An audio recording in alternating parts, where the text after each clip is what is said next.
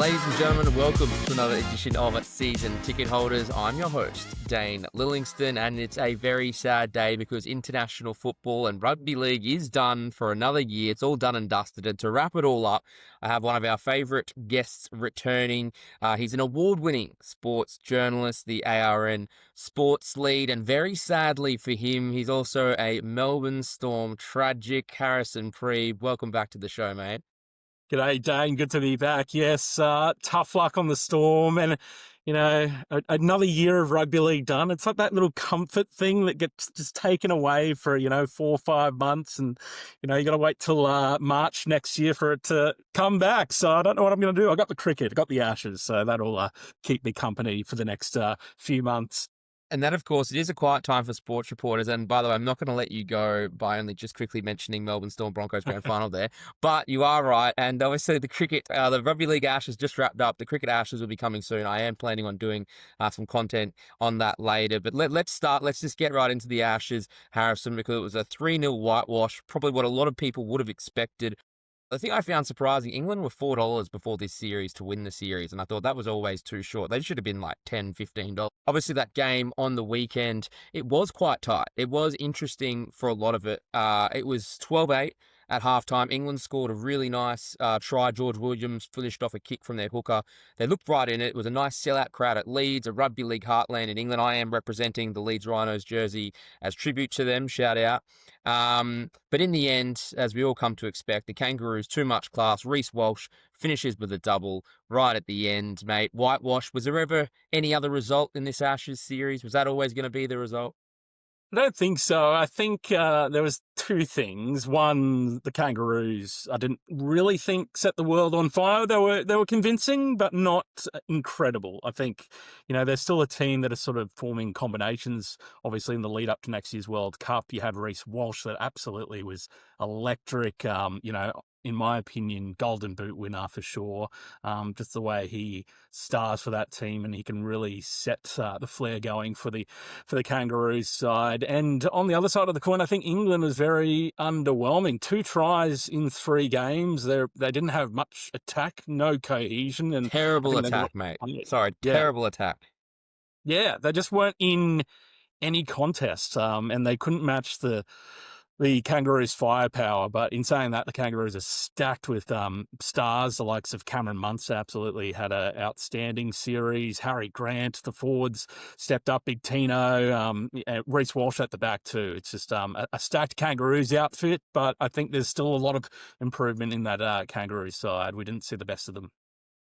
You are right, man. And the person most under pressure, it certainly wasn't any of the Kangaroos players themselves. It's their coach, Kevin Walters, because this was a little bit of a saviour for Kevy getting this Kangaroos job.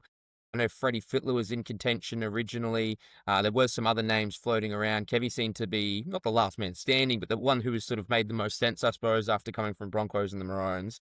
Let's just get straight into Kevy then, because do you think based on these 3 performances, like you said, they weren't the most convincing, and I have to say their attack still looked clunky, and it was the class of Cameron Munster, Harry Grant, Reese Walsh, a real good strike power from Angus Crichton and Hudson Young in the second row that got the job done. They didn't really look like they had really clicked as a team, even though it was a whitewash, and the results were pretty one-sided in the end, even though there was real moments of the momentum was in England's favour. Does Kevin stay for the next year's World Cup? I think he does. There wasn't too many surprises. If they had lost a game, perhaps questions could be asked about his position as Kangaroos coach. But I think, he did enough and proved enough with this team that he had, that he has the potential to lead the Kangaroos into the World Cup. I like that he stuck with the same side in Game 3. He could have made changes, but he did what he does like in an Origin game. It's a big game. You want to represent your country and you want your best team out representing the Kangaroos. And I think he stuck with that. He could have given other players some game time, but he has a formula in mind that he wants to take into a World Cup, and I think he stuck with that. And I think there was improvement as the series went on. I agree, mate. I know there was a little bit made. I saw some media headlines out there that was like, poor guys like Mitch Moses, Bradman Best, a couple others that were waiting there in the wings who never got their chance. But I agree. I didn't mind watching him try and field his best 17 for all three tests, even though it was a dead rubber whitewash in the end. It's supposed to be an Ashes. Even in cricket, if it's 4-0 or 3-0, you don't see Australia just try and rotate for the sake of it. They still try and put out their best test team every single match. I know that's cricket's a little bit different, but it's the same concept. If we want Ashes to be serious and to be this competition, this competitive series, and this big rival building thing that it is, you want to see the best players, right? Like, you want your best team out there. Like, I would have loved to, I don't want to see Dylan Edwards come in just for the sake of it and then get rid of Reese Walsh. You know what I mean? Like, players want to see the best team. And I think the biggest thing out of this series too was that it reinvigorates that interest from the England side of things in their game, because we know the Super League is struggling. There's all this talk about the NRL takeovers. Darren Lockyer is involved in the London Broncos, all those types of things. So I think the worst thing they could have done was try and weaken the game or dilute it, even though you'd say Australia can bring anyone. They're not really weakening the team. But you know what I mean? You got to bring the biggest stars in, like your Reese Walshes, your Cameron Munsters, to stay into the game. Do you agree? Absolutely. I think international level is still should be regarded as the highest level of rugby league that you can play, and representing your country has no bigger honour. And playing a weakened team against the English outfit would have been disrespectful, I think, to the tournament and the series. So I'm glad that Kevy did stick to his guns, naming his best side. And I think those players, those fringe players will get an opportunity. I think it's a next man up mentality where, if there's a player that's injured in next year's World Cup, a player like Mitch Moses can step up and fill that role. And I think those players are aware of their role in the team and their ability to sort of fill those spots if required. 100%, man. I think, yeah, if Kevy were to get the boot, Jesus, that'd be rough. I mean, he got Yeah.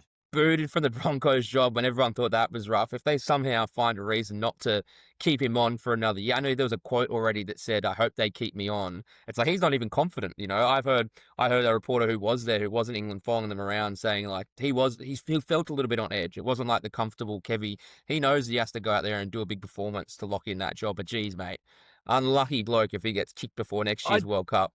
I do feel sorry for Kevy sometimes. I think he cops some unreasonable scrutiny. Like, he did lead the Broncos into a grand final. They did lose, and they just missed out the year after. Didn't go their way, but he's had success as Queensland Origin coach as well, and a series for the Kangaroos. I think he deserves a little bit more credit than what he actually gets, in my opinion. 100%, mate. I know the Sydney guys down here work in the Fox Sports office. He doesn't get a lot of credit. There's a big belief, especially down here, that he had a gun championship team and a championship club. Players like Reese Walsh playing out of their skin. He just the same criticism of Mal Meninga back when Queensland won 8 in a row. It was a championship team. Maybe that was a bit more extreme, but the team coached itself. But I do think Kevy Walsh gets the short end of the stick because he is such a larrikin, a media character, Broncos legend. I don't think he gets any credit really for his coaching. But obviously he does something right to bring people together. Mate, just in the Ashes as a whole, I think the positives, I was trying to look at the positives and negatives of this series, but I think the real positive out of this was the support from England. They got 60,000 there to Wembley in game one. They sold out Everton's new stadium, Hill Dickinson in Liverpool, 52,000 in that. And this game in Leeds was sold out for months, I think. Over 19, almost 20,000 people in a real heartland. You can see the houses in the background, very suburban ground it was, but a nice traditional Northern England Rugby League ground, which is the heartland that it is in England. The atmosphere, I think you were talking off screen, the way they sing, the way they get behind it. Obviously, they were silenced a lot with some of these results, but to get 3 big crowds from this English fan base that has a Super League that is struggling by a lot of reports. I think it was just good for the profile of rugby league in England. I think that's the biggest thing they can take out of it. Even if the quality of the games was a little bit clunky at times. And I think the other real positive out of it is that, iron sharpens iron, right? Like, England, for them to get better, if we want to see a real competitive English team, they need to play Australia regularly. Like, they need to do things like this because otherwise they're not going to get any better. If these English Super League players, which predominantly makes up the team, obviously they've got a handful of NRL players, but they need to play quality opposition to get better, right? Like, we need to keep doing this thing. And in saying that, I did just see it now has been locked in every 4 years. So they are going to commit to this now, this Ashes concept. Good idea, right? To keep this consistent, we know when it's going to be. Yeah, absolutely fantastic. Like, as you said, like, it's a good opportunity to showcase the top international game. I think our fans in England have been starved of high level sort of rugby league. There hasn't been a World Club Challenge for a few years. The fans have been starved of that. And to get an opportunity to see the Kangaroos and England in action, two great rivals come together and play at these venues and see the atmosphere go off, I think it will only grow and strengthen the game. And I think it maybe provides a bit of a motivation for the English side to sort of, strive and sort of put more effort into development and growing the game over there. And hopefully, the pathways and participation, is boosted off the back of this Ashes series. 100%, mate. I mean, Super League's expanding again to 14, I believe, next year. So that's one step in the right direction. They've got over 130,000 fans for these three tests. Apparently averaged around 1 million viewers over there in England, which is great numbers, I think, for a sport that doesn't really even rank in the top five over there, competing with football and the like, even rugby union over there. But to do that, I think that's the biggest positive you can take out of the Ashes. And the fact that it is now locked in every 4 years, I think that is the way to go. Obviously, this hadn't been played since 2003. It had been a very long time. They did try and bring it back during COVID, but in 2020 and got cancelled. And Great Britain, of course, is how they used to traditionally play under in this Ashes, now haven't won since 1970. So it's a long slog there for English fans, mate. But I think the only thing they can do is to keep with this, keep it consistent, and see how they go. Just on the Kangaroos, I just wanted to touch on the start, the highlights. Reese Walsh, I mean, another 2 tries. Absolutely incredible, right? He's going to be right up there for the Golden Boot Award. 2 tries in this one, probably a little bit quieter in the first, but he also had 2 tries in the first test, so 4 tries for the series. Lethal, I mean, that last try he scored, but he just stepped the English defence and made them look silly. I mean, what a superstar. And by all reports, he was very good with the fans over there. I saw lots of videos floating around on Instagram and TikTok. He hung around, he gave little girls his boots and shoes, and he did lots of signatures. He was one of the last ones to leave. Like, you love to see it, right? Like, he's backing it up on and off the field right now. He's just an absolute superstar.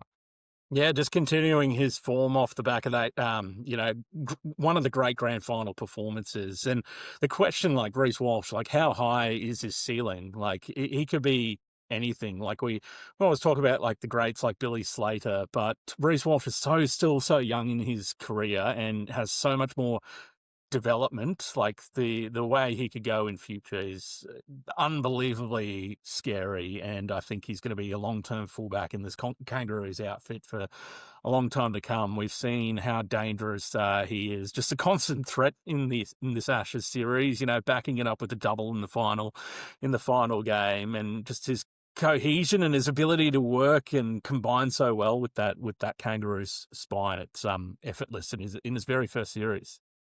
I know you wouldn't want to think about it too much as a Melbourne Storm man. Billy Slater, is he coming for the mantelpiece? I know it's very early days, but right now the trajectory that he's on, Yeah. geez, he could knock him off. By the time it's all said and done, he could go down as the greatest fullback the game's ever seen. If he stays injuries free, I think Billy, was unlucky with his serious injuries in the back end of his career, and that maybe sort of raised a bit of debate. Maybe Billy could have been far greater if he hadn't picked up those serious shoulder injuries that he had towards the back end. But Reese has been, touch wood, injury free, and I think the way he could go, I think he could, become the greatest fullback we've seen. That's got to hurt a little bit, you saying Yeah, that, mate. it does hurt to say. A Broncos player. I know how much it's hurting. Grand final Yeah. flashbacks, and now he's coming for your boy, his legacy as well. But, mate, another Melbourne Storm player, Cameron Munster, named player of the series. Just from watching the games, I think he just about was one of the difference makers, because even though some of that Australian attack looked clunky, when he got the ball, he just seemed to know what to do. He was in the right place. He's a rep football player. I know there's a bit of criticism around Nathan Cleary not quite standing up to the level that the high regard that so many people have him from his time with Penrith. But Cameron Munster's just that guy who, when he gets given the opportunity, man, he just stands up every time, whether it's in that Queensland Origin arena. We've seen him do it time and time again for the Maroons. And then you forget, but he goes to that Kangaroos setup, and you can say all you want about the quality of the English opposition, but he stands up, doesn't he? He performs on these big occasions, and he seems to relish in it. He doesn't like structure, Cameron Munster. His best footy comes from chaos and ad-lib footy when he's creative and free-flowing. it's his best, and we see that constantly in State of Origin. He's given that freedom to roam and do whatever he pleases, and he really excels, and he carries that into this Kangaroos Ashes series, and just absolutely terrorizes those English players. I think they'll be having nightmares for months to come. He's so light on his feet and so evasive. Like, you think you're going to nail this tackle, and he'll just step around you, put on some of his twinkle toe moves, and just create something out of absolutely nothing. And I think definitely another contender for Golden Boot. He had an absolutely outstanding series, set up a lot of those Kangaroos tries throughout the series, and yeah, absolutely phenomenal, carrying on from a very strong season with the Storm, and also a victorious Queensland outfit in State of Origin. 100%, mate. Love to see. I think that was a well-deserved award. I think Reese Walsh wouldn't have been too far behind, and Harry Grant, man of the match. He had a really good game in Game 3 as well. Just to England too, then I just want to get to them. Unlucky, AJ Brimson went down quite early in that game. Obviously, he was selected at fullback for the second straight game after being left out somehow after in Game 1. A lot of call from the commentary team to put Herbie Farnworth at fullback, which they resisted doing. I think that would have been a good play, because the criticism was at centres, and he is, let's be honest, he's England's best player. He's been top 2 centre in the NRL for the last 3 years or so. And he didn't really get an opportunity, I don't think, just in this series, too much to showcase what he could do. Did they sort of fumble that a bit? And would you like to see him try and be put in a position where he gets his hands on the ball more? I think so. I think he's played fullback a couple of times for the Dolphins and really played out of his skin. I'd love to see a player like Herbie Farnworth should be getting the ball a lot more, and I think he's one of those players that, again, can create opportunities, and I'm surprised that they didn't utilise him in that role, or at least experiment in that role, because that's going to be, an important part of this World Cup campaign next year. Your adaptability and ability to switch things up from time to time if things aren't working for you. And I think having Herbie out back, gives them another option as well for their depth. Yeah, look, I think George Williams was massive. I knew he was going to be a key for them, and he looked right at home playing in Haas, but he just didn't have that spine around him. AJ Brimson might have been that guy, but he was sort of, we only got one full game and didn't really get a chance to see what he could do. But England's attack was probably just the most disappointing thing, I think, overall, because just watching these games, you might just look at the scoreline and think they got blown out of the park. They had opportunities. They had opportunities in just about all of these games with momentum, where they were attacking on Australia's line, but their attack just didn't have that creativity that most NRL teams are just used to. England just struggled to break down Australia's defence. They just went to the kick a lot. I noticed they really tried to, with block shapes and that type of thing, they rarely tried to pass the ball to try and get through. They really just relied on sort of a chip through, a grubber through, and that just seemed to be like a bit of a one-dimensional attack, and that's what I noticed just from, especially in this last game. They were in positions to attack. It wasn't like they weren't getting there, whether it was back with penalties or some nice sets from their forwards. But when they got into that red zone area, they seemed to just lack an idea to break down that Australian defence. And I think that was just a real difference maker when you've got Reese Walsh, Cameron Munster, Nathan Cleary, Harry Grant, the list goes on, that know what to do. Like you said, Munster's off the cuff play, that when you flip the side and it comes to England, they just didn't have that creativity to break Australia down. And I think that's probably the biggest disappointment for them. But I think the only way they get better is that they keep playing series like that and being put in these situations to get better. So yeah, that was my criticism of England, mate. Once, if they can get that more creativity in attack, I think you'll see a much improved team, and maybe it'll be the World Cup next year, mate. We'll just have to wait and see. Now, look, the other big, so. yeah. Did you have anything else you want to mention on the Ashes there, mate? No, I just agree with that sentiment. They just looked, it was just repetitive from England. Like they tried the same thing every time, and it was so easy for the Kangaroos to read every time and shut them out, and to not even score a try in the second game. That's how easy the Kangaroos were able to exploit their attack and exploit their game, and they just read it so easily, and England had no answers. So I think over the course of the next year or so, I think that needs to be a real big focus of the English side. How do we create those attacking opportunities without teams being able to read us so easily? 100%. I think Herbie Farmer at fullback. You heard it here, season ticket holders. I think we're not the first to Yeah. say that, but I think that could go a long way and maybe just unlocking that attack. Lethal ball runner when he gets his chance. Mate, let's switch back home to Australia. The Pacific Championships final. It was one that got a lot of people excited, probably even to create more discussion than the Ashes. The Ashes downside, of course, is the time zone. All the games were played between midnight and 3 a.m., 4 a.m., depending on where you live in Australia, on a Sunday morning, whereas the Pac Champs had the beautiful Sunday afternoon time slot for the last 3 weeks. Sunday afternoon footy. We had it at 3 beautiful venues. And it all came down to Combank Stadium out at Parramatta, Western Sydney, sold out 28,000 plus there. Real showing. Samoa, I tipped Samoa pre-game. They were leading 14-6 at halftime. Dean Mariner got denied a pretty contentious try right on the stroke there. I think should have been a try.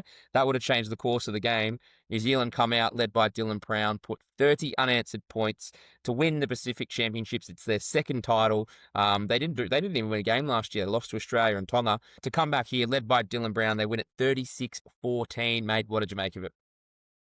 First of all, what a great tournament the Pacific Championships is. The passion from the fans, like yesterday at Combank Stadium, all those Samoan flags and the chanting from the supporters, and then the emotion of like just the national anthem, seeing like players like Brian To'o and Jerome Luai, tears flowing from their eyes, and then Kieran Foran in his last game ever, 352 career games, an unbelievable champion of this, Kiwis outfit and NRL player, absolute legend, gets to lift the trophy. But you saw the emotion, his final ever test for this Kiwi side and what it meant to him, probably one of the biggest moments of his footy career, and it happened to be his last game.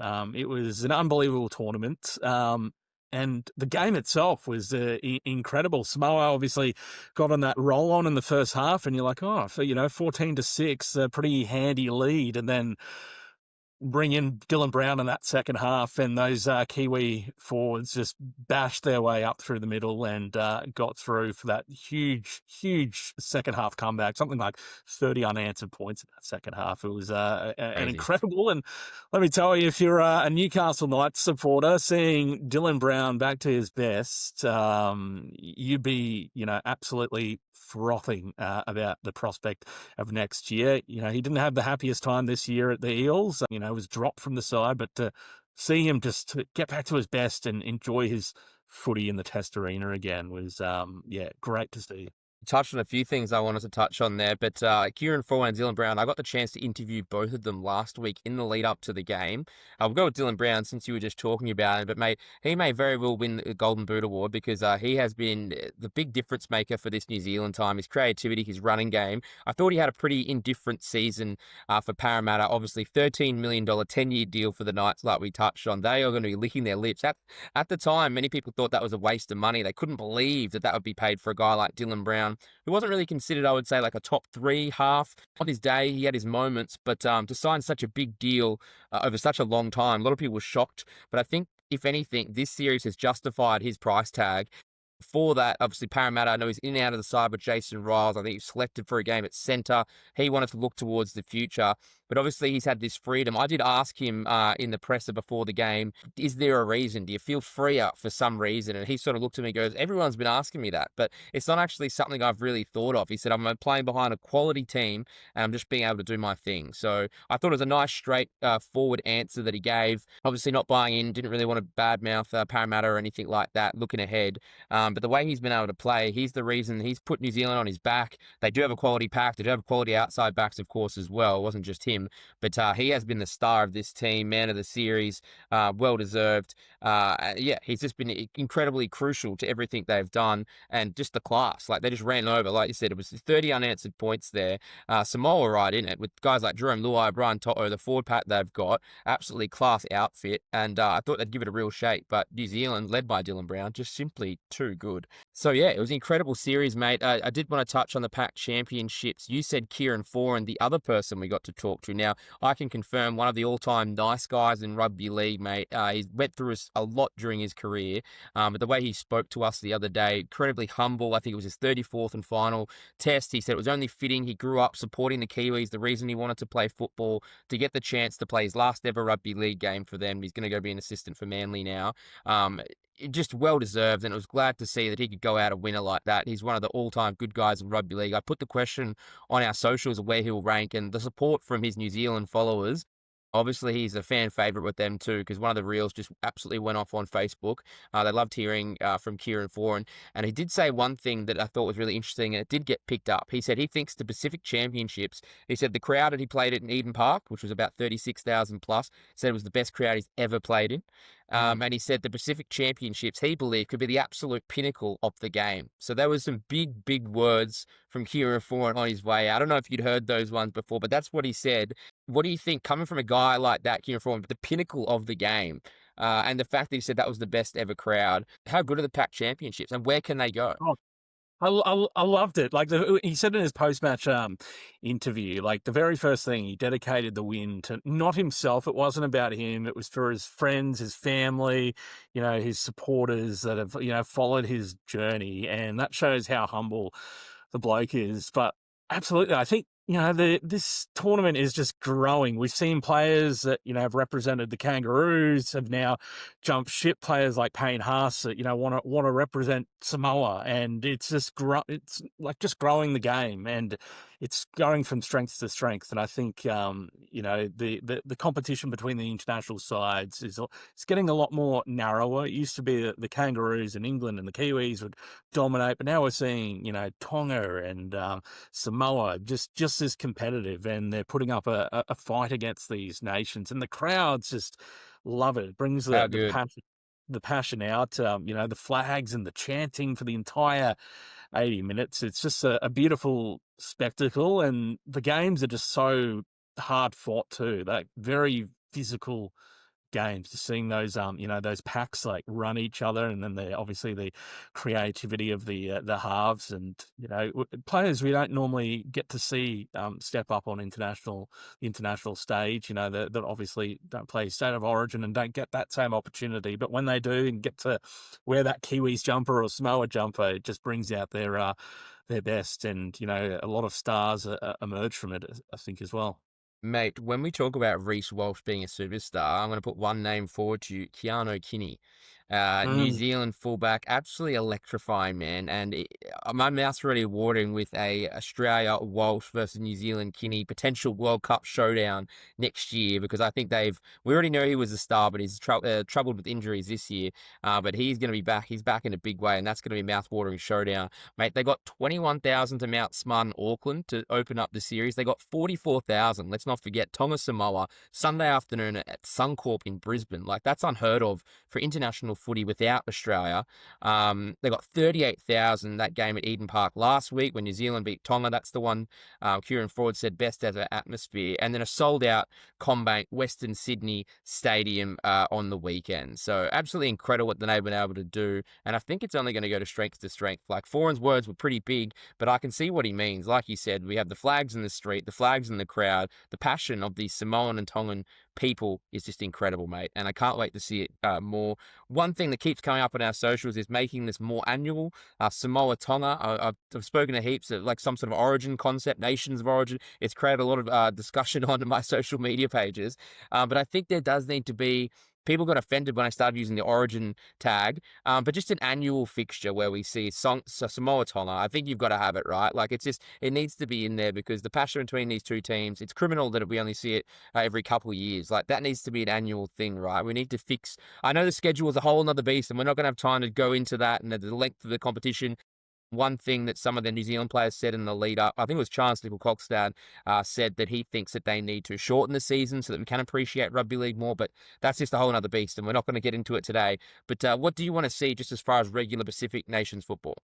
I'd love to see a yearly concept. I think that these nations deserve it, and these teams have grown through the years, and I think it's time that they get the same respect as sort of a Kangaroos or a Kiwis outfit, having Samoa and in Tonga, countries like those, Cook Islands and PNG get the opportunity to play more representative footy throughout the year, because I think it not only grows the game but also brings the fans together, and fans really appreciate it. Cultures brings all these cultures together, which I think is important as well. And I'd love to see it yearly on the rugby league calendar. I think it has its spot. 100%, mate. I think it's got to happen. People can go flood my comments with more content. Tell us what you want to see on Season Ticket Holders, Instagram, TikTok. Let us know what you think. I do want to touch on more of the Pacific Champs case. Let's not forget the women's game, mate, because the Jillaroos have done what they continue to do in international football, which has been absolutely dominant. They beat New Zealand 40-8 as one of the warm-up games out there on Sunday. Just looking at the stats they had over their first two games, scored 70, conceded 4. They're just too good. New Zealand does give them a good show. There was 10-4 the week before, but Jillaroos just turn it on when they need to, mate. How do you stop this team? Oh, amazing achievement by the Jillaroos. I think they go under the radar. They probably don't get enough recognition in terms of Australian sporting teams that they deserve. They're absolutely a powerhouse of a side. Kezzy Apps, Ali Brigginshaw as well. Then you have Tamika Upton, just an out-and-out superstar, just carves up every time. Julia Robinson, off the back of her, Broncos heroics in the NRLW Grand Final, brings up a double, I think nearly 200 running meters. And then Jessie Southwell as well, coming to the Broncos next year. That team is going to be another, premiership contender next year. But the Jillaroos, just an amazing side. They'll go into next year's Women's Rugby League World Cup red hot favourites, and who's going to stop them? They're just an unbelievable side that can just get the job done. And you saw that put 40 points on a strong Kiwi Ferns outfit. Incredible, mate. I can't wait to see what they can do. Continue that streak. It's been a long time since they've been beaten. And finally, there was one more game that probably went under the radar a tiny bit, but we did have the final Men's World Cup spot up for grabs on the weekend as one of the curtain raisers too out there in Sydney. It was Cook Islands versus South Africa for the final 10th spot in next year's World Cup. Cook Islands simply far too good, 58-6. Poor South Africa, but Cook Islands, I think, well deserved team. We want to see. We've mentioned the Pacific nations. We can't forget the likes of Fiji and Cook Islands, because they're a big part of it as well. I know there's plenty of fans that support them as well. That means the final 10 spots are wrapped up, mate. It will be Australia, New Zealand, England, Fiji, Lebanon is back, Tonga, Samoa, Papua New Guinea. France is in there as well. They qualified last month, and Cook Islands takes the final spot. Mate, you excited for the World Cup? Great to see Cook Island. Yeah, a little remote island, 17,000 people, and to qualify for the World Cup is just a great effort, and will grow the game. Part of those Pacific Island nations, and they'll be proud when they represent their nation at next year's Rugby League World Cups.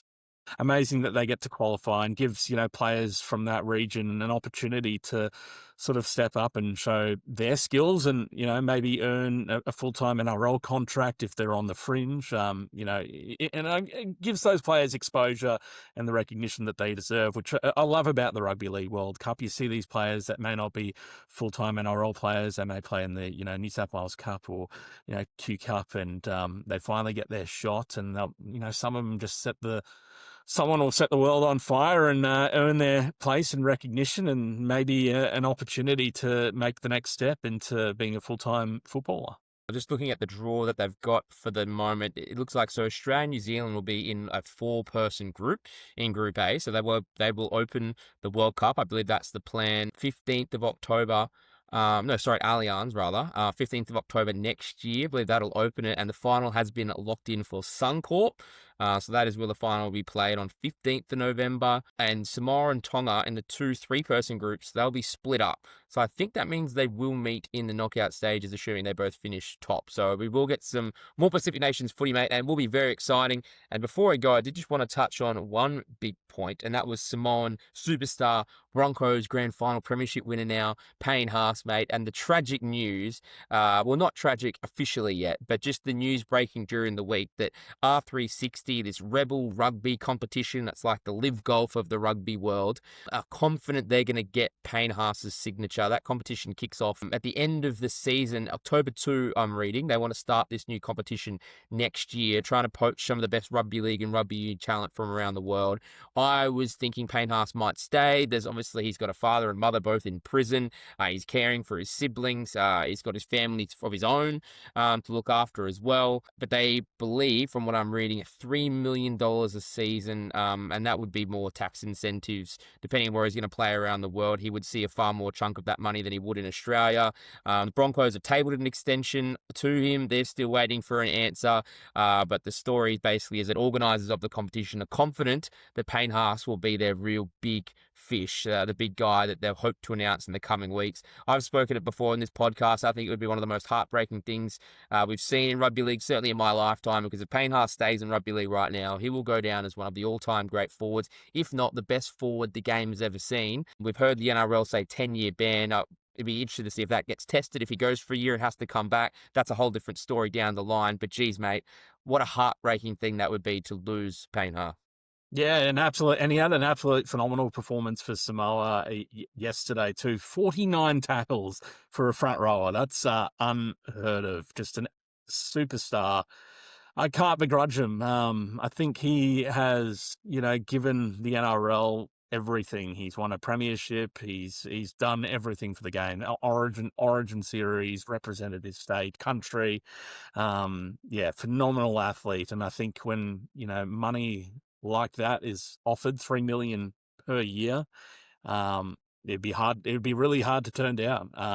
And I sort of get the mentality of that carrot being dangled in front of you, like you've achieved everything in the NRL, and maybe this is his next challenge, which would be a shame, because it is just a joy to watch players like Payne Haas go around every week, and to do what he does week in, week out is phenomenal.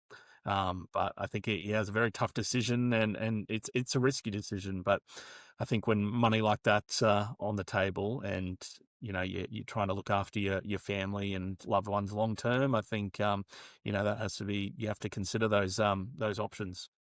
You're 100% right, mate. Basically, for those who don't know, like he's already the highest paid forward in Brisbane on about 1.1 at the moment. A new deal would put him maybe 1.2. He could potentially earn maybe 1.5 million, right? Max in NRL. So we're talking about him doubling his salary if he does make this code switch. He might have to be based overseas for a few months of the year, but I'm sure he could make it work. As much as it would be heartbreaking me as a Broncos fan, rugby league fan, to see him go, like you said, you couldn't really begrudge him if he does take it out, mate. So we'll just have to wait and see on that and this R360. I know the Wallabies, they had a raid on the NRL back in the late 90s, early 2000s with Wendell Saylor and May Rogers, Lloyd Takiri and the like. Rugby league will always bounce back from losing these types of players, but Payne Haas is a special one, and I think that would be probably the biggest poaching ever if rugby league was to lose him, mate. Yeah, I think it goes to show that the NRL needs to, with these broadcast deals, they need to consider, increasing the salary cap, providing more incentives to have players, paid what they deserve and what they're worth. I think that's the only way that you may sort of stop the threat of competitions like R360 poaching you. And I think with these next TV deals, this is something that the NRL has to consider, increasing salary cap and allowing, the earning capacity for, these superstars to increase, because that's how we keep them, is, being competitive and having competitive salaries. No, that's a good point. And I think to finish off with, thing I've been waiting for. But the thing that probably hurts the Broncos and rugby league the most is that, of course, he did just win the premiership when the Broncos, as you'd remember, Harrison, beat the Melbourne Storm, underdogs again, the greatest finals run of all time. But the fact that he has had that title now, that was the last thing. Like, he'd won Origin Series, obviously selected for Yeah. Australia and Samoa. Now he ticked everything that he basically could. He won the premiership, so there really is nothing left for him to prove other than just legacy building, and he's still so young. For him to be able to go out there and still do all that, right? Like, we forget, it's just like the perfect storm. Like, he's done it all. He's only 25. Let's not forget. He's the type of guy who has 10 years left in the game still. Like, prop forwards don't normally play until their mid-30s, but if anyone can do it, it's Payne Haas, and I would see him barely taking a backward step. So yeah, it'd be a massive loss. But mate, that grand final, that still hurt, or? Yeah, it does. It was, just we came up against Reese Walsh, and it was, he scarred that Storm side. Credit to the Broncos. They absolutely played out of their skins that night. Storm, just couldn't handle the firepower. We tried, but to lose 2 in a row, I think, the fallout from that, Storm do lose a couple. Ryan Pappenhausen, we still don't know what's going to happen to him, but he's taking a step back. And for a player like of Ryan Pappenhausen's, he's experienced so much in his career, been injured, suffered more injuries than most players in their entire career. And I think the weight of losing 2 grand finals, I think that decision to step away and to focus on himself and see what the next opportunity brings, whether that's in the NRL at another club back at the Storm or R360. But I think, unfortunately for the Storm, but, when you're coached by the great coach, Craig Bellamy, there's always next year, and no doubt they'll be competitive. They have a bit more room in their salary cap. Who knows? Maybe Tino will have a homecoming in Melbourne. I would not be surprised, mate. You know what's worse than losing back-to-back grand finals? Losing 2 grand finals in the space of 8 years in the most heartbreaking circumstances imaginable, only to have to wait, 19 years to break a premiership drought, mate. So, look, I think it was our turn. I remember a guy once who used to tag me every single week on a ladder on Facebook when Melbourne were above the Broncos. He did it for probably 5 years straight. Do you remember what I'm talking about there, Harrison? Yeah, when they used to struggle, but they've come good now. It just doesn't have the same weight, that joke. No, it doesn't. It's all over. And look, that rivalry, we know Melbourne-Brisbane is incredible. And I'm sure Melbourne, they've got a guy like Suafa-Lotongo who's just going to pop straight into a fullback. And it's not like you're going to lose too much next year. And it'll be interesting to see whether the Broncos can back up the season they had, because no one's going to replicate that finals run. Incredible. For a player like Sua too, because it is a World Cup year. He finally gets his shot as the starting fullback in the Storm side. And he's been a star, in the making for a couple of years now. For him to sort of get that opportunity and, hopefully, have an amazing 2026 season leading into a World Cup campaign would be, an incredible feat for the young man. Good luck to him. He's going to be in every single Supercoach team to start next season. I can guarantee that. And I've just actually started watching the Craig Bellamy documentary on Stan. I just watched a little bit of it. I think it was shot before the beginning of last season, was it? 2024. Yeah. It's a really good watch so far. I'm only about halfway through it so far, but really good watch. Really well put together. So yeah, I'm glad to see Craig going around again. I'm sure Melbourne will be right up there, mate. Look, I'm being nice to you. I could have sledged you more after all that pain I went through, but I'm not. Harrison Priebe, mate. I know. Look, I don't know what it is. I'm mellowing in old age. Harrison, thank you very much for joining us again on Season Ticket Holders, mate. On, Dane. Cheers. Thank you. Thank you, mate. And thank you, everyone. That's it. We're all done for Rugby League in 2025. Next up will be the trials. Broncos are in the World Club Challenge. They'll be on to England as well. And then, of course, the season kicks off in Vegas once again. So bring it on, baby. Rugby League's done. We will still have UFC content. We'll try and get some cricket content going and whatever else is floating around over Christmas. But take care. We'll talk to you soon. Bye-bye.